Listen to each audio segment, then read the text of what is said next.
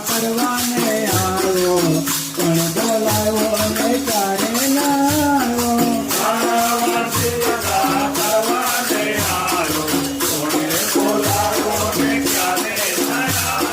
કૃષ્ણ કહે છે મને કોણે બોલાયો